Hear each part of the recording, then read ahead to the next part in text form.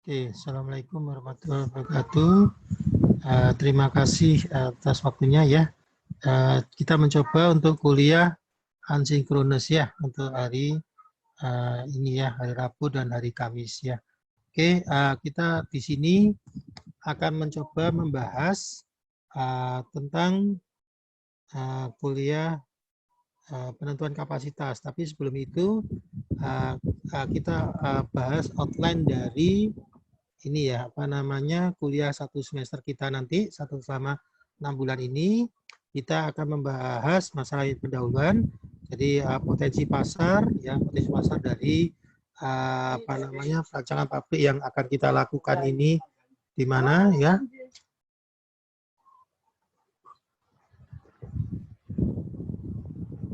Terus kemudian sifat-sifat bahan baku nanti yang akan kita gunakan dalam pabrik kita, bahan penunjang, dan spesifikasi dari produk ininya. Apa yang kita inginkan dari produk nanti ini akan mendesain proses yang akan kita gunakan ya.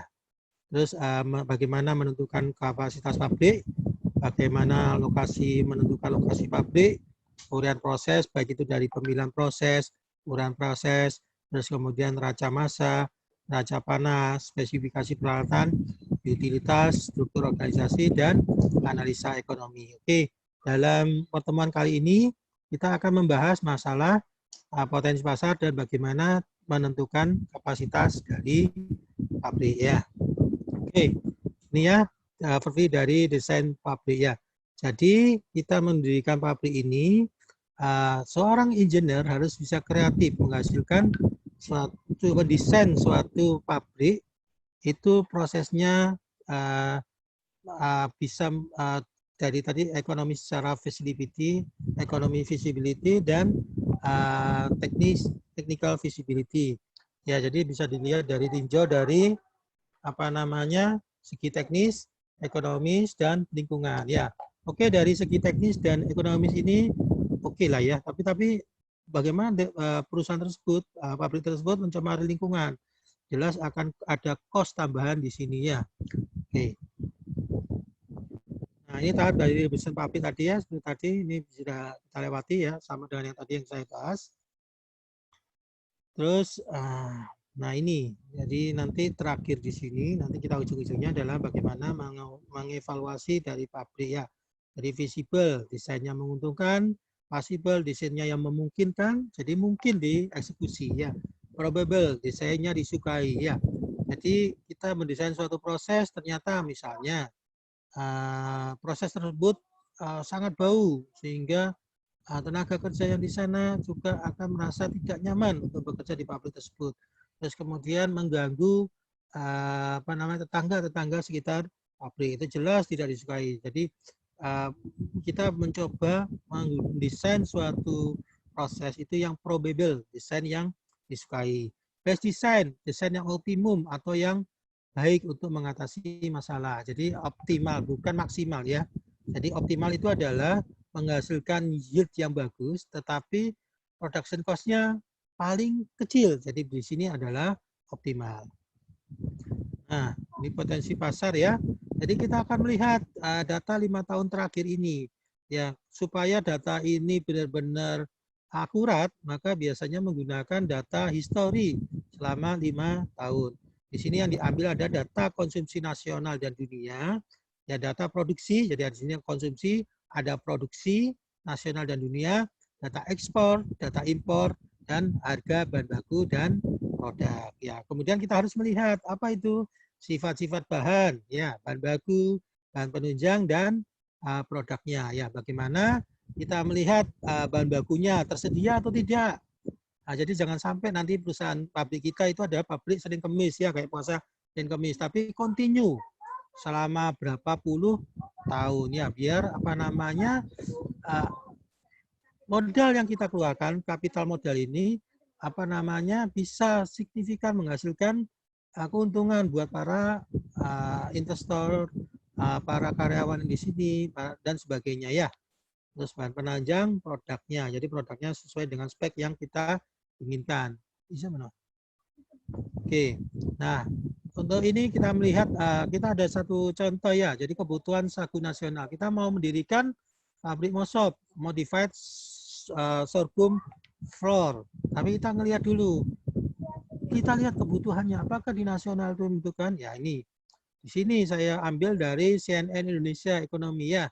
Dari Perhutani siap dan terus mengembangkan pabrik sagu untuk memenuhi kebutuhan nasional sagu nasional yang saat ini mencapai 5 juta ton per tahun. Bayangkan, di sini ada kebutuhan pabrik sagu ya MOSOP ini itu 5 juta ton per tahun ya.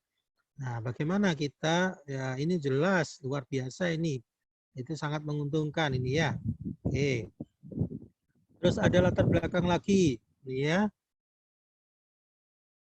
Ini jadi di satu sisi kita membutuhkan sorghum, tapi di sisi lain kita pengimpor gandum terbesar di dunia. Nah, ini bagaimana ya?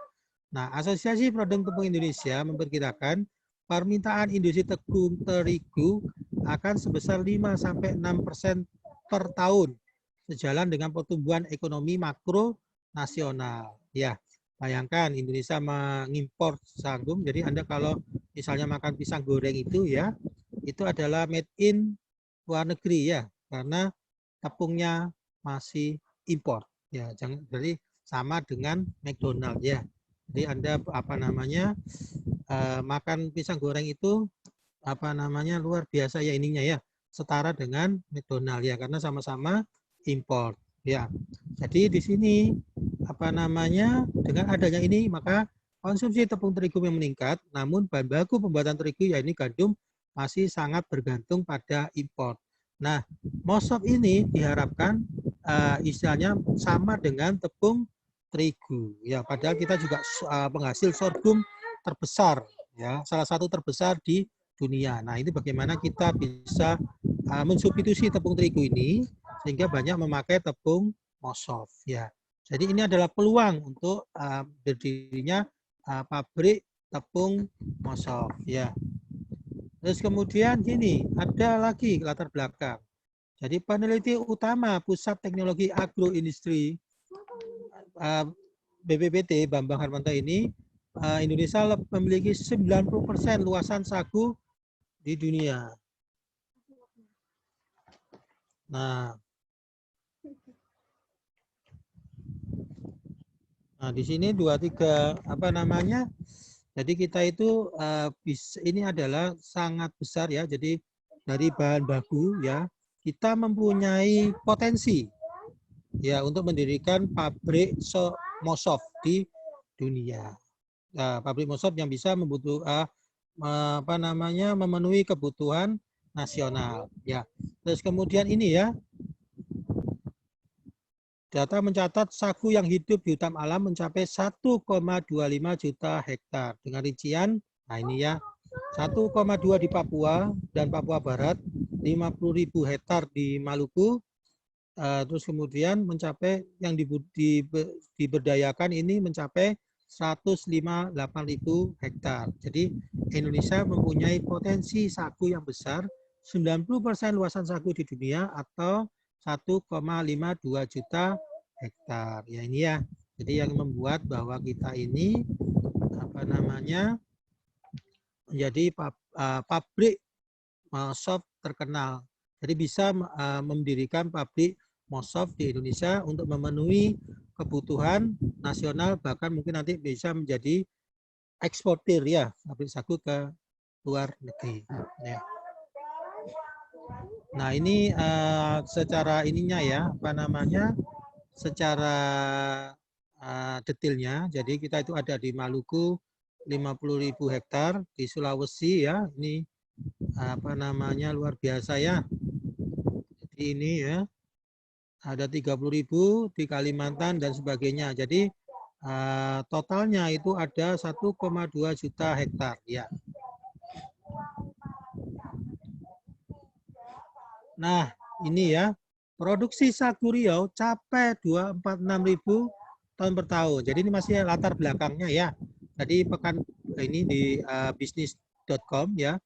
Badan Ketahanan Pangan Riau memproduksi tanaman sagu yang ada di daerah itu mencapai hingga 246.000 ton per tahun yang dihasilkan dari lahan seluas 87.000 hektar. Jadi ini adalah peluang. Jadi ketersediaan bahan baku untuk pendirian pabrik Mosof itu sangat-sangat memungkinkan, ya.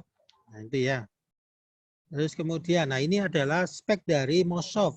Jadi karena kita mau mensubstitusi tepung terigu, maka kita lihat dari peraturan SNI-nya untuk tepung terigu ya. Jadi proteinnya itu untuk tepung terigu itu kadarnya harus 7%. Ya, ini bahan bakunya itu masih berarti untuk sorghum itu masih 1,11%. Nah, kadar airnya masih 13,9. Kadar abu 0,41 ya. Terus kemudian serat kasat. Nah, ini kita coba dianukan dengan target produknya. Jadi SNI Indonesia ya, itu untuk kadar airnya itu 14,5%. Tadi sudah memenuhi syarat ya. Untuk abunya maksimal 0,6%. Di sini masih memenuhi syarat ya. Terus kemudian proteinnya bagaimana? Di sini 7%. Nah, ini cuma 1,1%. Nah, ini bagaimana? Kita nanti akan tingkatkan menjadi 7%. Nah, ini di sini adalah butuh proses kimia. Di sini dalam bentuk fermentasi aerob maupun fermentasi anaerob.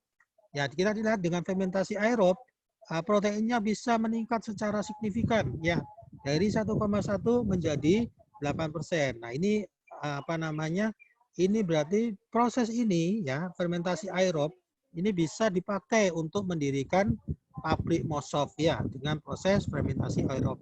Nah, ini nanti akan kita lihat apakah teknologi ini itu secara teknis itu visible, secara ekonomis juga visible, dan safety-nya juga oke ya.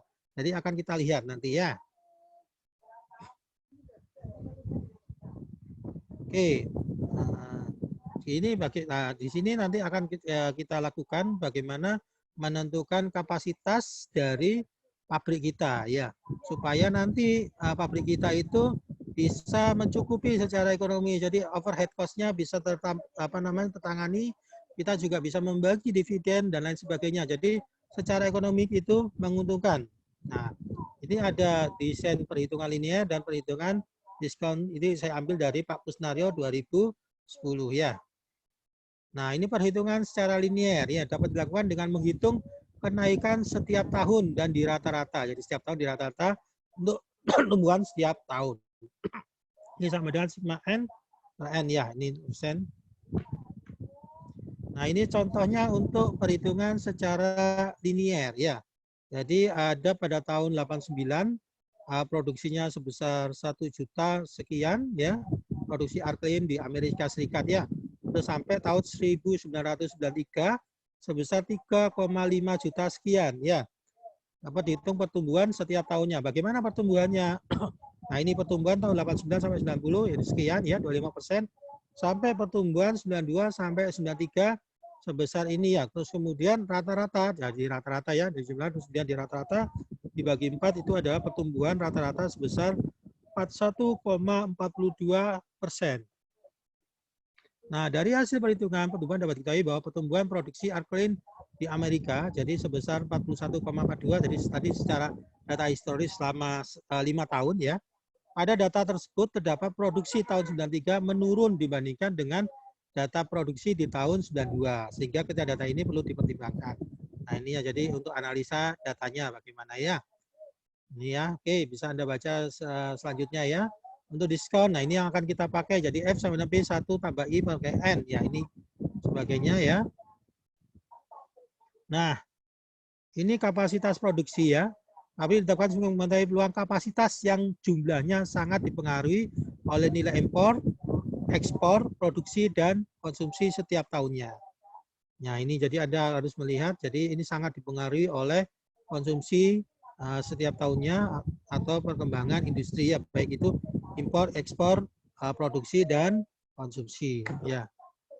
Nah, bagaimana menentukannya? Di sini ya. Jadi M1 ditambah M2 ditambah M3 sama dengan M4 ditambah M5. Di mana M1 itu adalah nilai import, N2 adalah produksi pabrik di dalam negeri ya, ini di dalam negeri ya. Terus kemudian M3 adalah kapasitas pabrik yang akan didirikan ya. Terus kemudian M4 ini adalah nilai ekspor dan M5 adalah nilai konsumsi di dalam negeri. Ini saya ambil dari Pak Kusnario tahun 2010 ya. Nah, ini kapasitas pabrik ya. Nah, ini cara menentukan kapasitas pabrik ini itu adalah lihat bahwa kajian pertama Anda harus melihat ya, saya garis bawahi. Jadi Anda tidak boleh sembarangan setelah tahu kebutuhan nasional, tidak boleh sembarangan misalnya 5% atau 10% dari kebutuhan nasional. Tidak. Anda harus melihat ya, melihat apa namanya? Kompetitornya, apakah terjadi over supply atau demand. Ya, kalau misalnya ada over supply, Anda sudah misalnya 1 juta ya, ternyata di kompetitor itu sudah terpenuhi 950. Kapasitas Anda 200, Anda akan habis ya. Karena paling mau tidak mau perusahaan yang lama itu sudah memiliki jejaring, terjadi oversupply di sana. Ya, makanya Anda harus lihat kebutuhan pasarnya ya. Kajian pasar, di sini ada data ekspor dan impor. Adakah yang bisa Anda isi? Ya misalnya masih apa namanya masih melakukan impor, maka itu adalah peluang Anda untuk mengisi ya. Kebutuhan masa mendatang, adakah kebijakan pemerintah tren dunia terhadap produk yang Anda hasilkan itu seperti apa? Itu Anda harus lihat. Misalnya kapasitas pabrik rata-rata yang paling efisien. Nah, untuk pabrik semen itu biasanya yang efisien itu antara 2 sampai 3 juta ton. Nah, apabila Anda lebih dari 3 juta ton, maka terjadi oversupply di sana. Nah, itu akan membahayakan ya, membahayakan produk Anda. Atau di bawah 1 juta jelas tidak ekonomis. Karena pabrik semen itu kapital modalnya sangat besar ya. Terus pabrik CPO itu antara 30 sampai 60 ton total buah segar per hari. Ya, pabrik gula tebu 5.000 sampai 6.000 TCD ya. Nah, ini apa namanya yang Anda harus perhatikan di sini ya. Nah, penentuan kapasitas pabrik tadi seperti dari Pak Kusnaya tadi, F sama dengan P1 ditambah I pangkat N, di mana F sama dengan jumlah produk pada tahun tertentu. Bila Anda mendirikan tahun 2025, itu adalah berarti jumlah produk Anda pada tahun 2025. Ini jumlah produk pada tahun terakhir yang diketahui, misalnya 2020, berarti P ini adalah 2020. I-nya itulah pembunuhan rata-rata per tahun. Ya, per tahun berarti ada 1 tahun, berarti tiap 1 tahun. N-nya ini adalah selisih yang diperhitungkan. Jadi misalnya tahun 2025 ke 2020, berarti di sini N-nya sama dengan 5 ya. Nah, ini adalah contoh ya pertumbuhan tepung terigu di Indonesia. Tadi karena pabrik Mosof itu ya, Mosof itu masih belum mempunyai kebutuhan produksi dan konsumsi, maka bisa kita lihat produk substitusinya. Di sini dia akan mensubstitusi tepung terigu. Maka kita lihat data pertumbuhan tepung terigu di Indonesia. Ini kita lihat data historinya dari 2011 sampai 2014. Kalau bisa ini 5 tahun ya. Nah, itu kita lihat data importnya 679, terus kemudian ekspornya 31 sekian, 31.000 sekian ya. Terus kemudian konsumsinya 4,772, produksinya 4.555. Ini kita ambil dari bps.go.id. Nah, ini citasinya mestinya bps.go.id tahun 2015 ya, seperti itu ya. Nah, kita lihat bagaimana cara menentukan kapasitas pabrik di sini ya. Kita lihat data prediksi nilai ekspor impor data produksi pada tahun 2020 ya. Di sini 2020 ini impor, ekspor, konsumsi, produksi ya. Jadi dengan rumus ini F sama dengan P1 tambah I, maka kita lihat kebutuhan tepung terigu tahun 2020. Ini ekspor ditambah konsumsi dikurangi impor ditambah produksi. Ya, ini kita jadi kebutuhan kapasitas ini tahun 2020 ya, kebutuhan tepung terigu tahun 2020 itu sebesar 566.880 sekian ya. Nah, bagaimana perhitungan kapasitasnya ya? Tahun 2020 kan seperti ini ya. Bagaimana kalau Anda mau mengambil untuk kapasitas pabrik Anda. Nah, di sini mengambil 15%. Nah, angka 15% ini dari mana? Ya tadi seperti saya bilang tadi bahwa Anda harus melihat kompetitor Anda terjadi oversupply tidak. Misalnya kebutuhan sagu ini sekitar 566.000 sekian ya. Terus ternyata sudah disuplai sama kompetitor itu sebesar 510.000 ton. Nah, sedangkan 15% itu adalah 90.000 per ton. Nah, ini terjadi oversupply. Paling tidak kalau pabrik sudah lama berdiri itu dia masih mempunyai jejaring yang luar biasa, sudah marketnya sudah terbentuk. Nah, kalau Anda perang sama yang sudah lama, maka di sini Anda akan berdarah-darah ya. Nah, bagaimana Anda supaya bisa menurunkan kapasitas, tetapi 15 kapasitas yang Anda pilih nanti sudah mencukupi overhead cost Anda, sudah seperti target dari pemegang saham Anda, kan Anda pasti akan ditargetkan itu sudah cukup memenuhi ya. Terus kemudian memenuhi investasi nanti ya, bisa membayar karyawan-karyawan Anda. Nah, itu harus Anda tentukan. Apakah itu bisa cukup untuk 15% ya. Jadi kalau misalnya kurang, maka Anda harus tingkatkan lagi. Ada analisa ekonomi secara kasar. Jadi sudah mencukupi atau tidak ya. Itu ya, jadi menentukan kapasitas itu dasarnya dari sana ya. Nah, ini rangkumannya ya, penentuan kapasitas pabrik. Perkiraan kebutuhan tepung terigu pada tahun 2020 adalah sebesar sekian ya.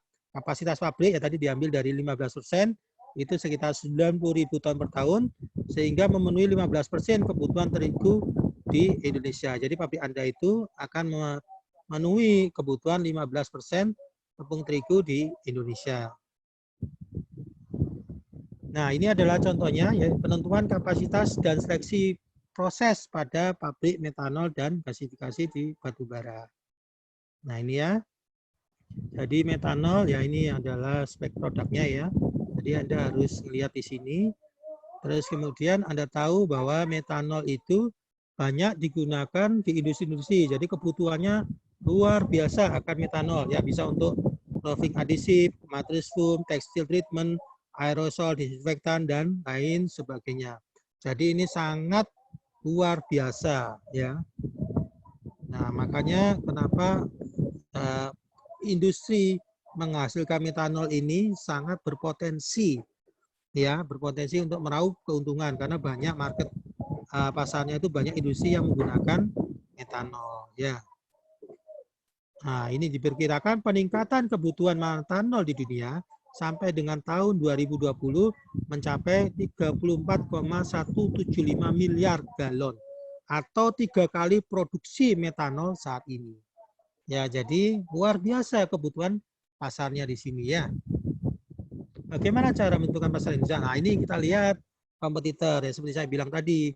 Lihat kompetitornya, di sini ada PT Adaro dan sebagainya sampai Perkasa Inekertal ya. Nah, ini totalnya itu sebesar 292 900 juta ya, 335 sekian ya. Ini adalah sumber dirjen mineral dan batubara tahun 2015. Nah, ini Anda lihat, ini memungkinkan tidak di sini. Nah, bagaimana cara menentukan kapasitas? Tadi pertumbuhan rata-ratanya ya, kebutuhan Anda bisa hitung jadi 54,2. Terus kemudian maka besarnya impor pada tahun 2009 ini sebesar sekian, ya 4 juta sekian. Nah, ini data Excel metanol dengan cara yang sama. Nah, terus kemudian, nah ini Anda coba membuat 10% dari kebutuhan impor ya. Jadi karena kita itu masih semuanya maksimal impor, maka 10% dari total impor tahun 2019. Nah, ini kebutuhannya adalah 450.000 ton per tahun ya. Nah, ini itu adalah contoh dari metanol ya, pabrik metanol. Nah, ini bagaimana kalau contoh dari penentuan kapasitas pabrik olain dari crude palm oil ya. Di sini ada provinsi ya. Jadi apa namanya? Ini produksi kelapa sawit di Indonesia ada di Sumatera. Jadi total sebesar 31 juta sekian ya. Ini Badan Pusat Statistik tahun 2017. Nah, ini apa namanya pabrik-pabrik yang membuat olein ya, CPO ya. CPO ini ya. Terus bagaimana cara menentukan kapasitasnya? Ini produksi kita lihat ini tahun 2013 sampai 2017 dan ini pertumbuhan rata-ratanya sekian ya. Didapat dari rumus FWSM ini didapat 12 juta sekian ya. Terus kemudian begitu juga untuk data konsumsi olein di Indonesia dengan rumus sama tahun 2013 sampai 2017 dicari pertumbuhan rata-ratanya terus kemudian dimasukkan dalam P1 tambah I pangkat N itu didapat konsumsinya sebesar 3, juta sekian ya. Begitu juga data impor dengan cara yang sama didapat 1,30 sekian ya. Data ekspor olein ini sampai jadi segini ya. Terus kemudian bagaimana dengan kebutuhan tahun 2020 ya. Kita lihat konsumsi tambah ekspor minus impor ditambah produksi ya. Jadi ini tadi yang didapat dari sebelum-sebelumnya kita masukkan. Nah, itu didapat kebutuhan tahun 2002 akan apa namanya olein di Indonesia itu adalah 16 juta sekian ya. Nah, terus bagaimana Anda menentukan kapasitas? Anda pastikan bahwa 2,5%. Nah, dipastikan 2,5% ini secara analisis ekonomi sudah menguntungkan ya. Terus kemudian tidak ada oversupply. Nah, itu Anda tentukan kemudian bahwa ini kapasitas pabrik Anda adalah 425.000 ton per tahun. Terus kemudian dilihat juga dari ketersediaan bahan bakunya cukup atau tidak. Ya, saya rasa itu ya yang bisa saya sampaikan untuk minggu ini. Insya Allah minggu depan kita akan membahas terkait dengan seleksi proses. Saya akhiri. Terima kasih atas perhatiannya. Saya ucapkan Assalamualaikum warahmatullahi wabarakatuh. Selamat siang.